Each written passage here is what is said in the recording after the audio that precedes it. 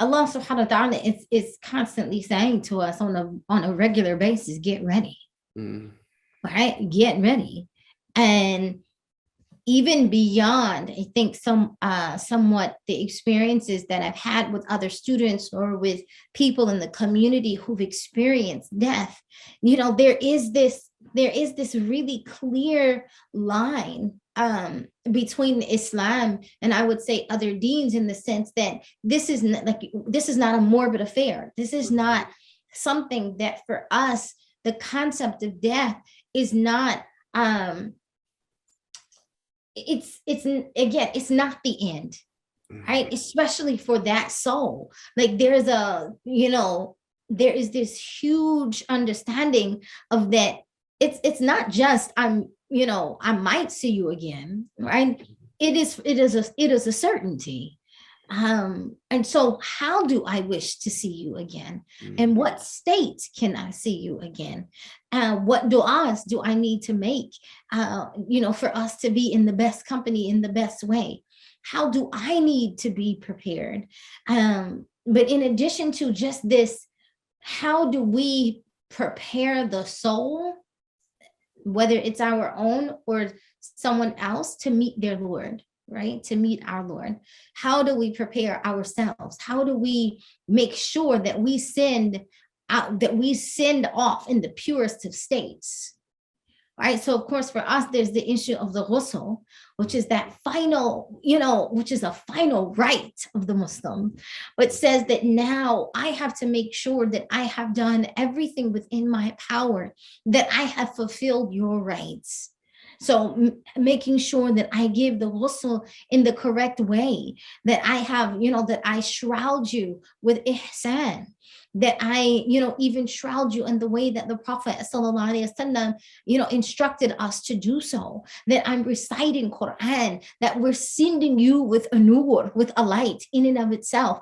And then after that, right, we're sending the Fatiha, to you as a gift. We're asking Allah, put it on their hisab, reciting Yasin, Ya Rabbi, put it on their hisab, send it to them in their grave, doing our best to make sure that they leave this world in a pure state, without sin, without anything that would hinder what's happening next, or that would be a negative experience for them next. And then subhanallah, it's this relationship now is one that's ongoing in that sense, to make, because subhanallah, even the Prophet ﷺ said that there are people who will basically enter into their grave with sin, but they exit from their grave on the day of judgment pure as the day that they were born.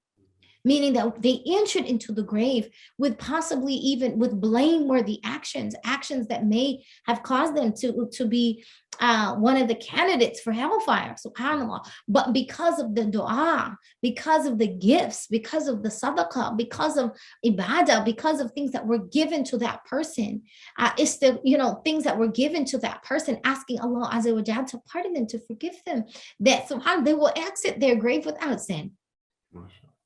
And so just thinking about for us,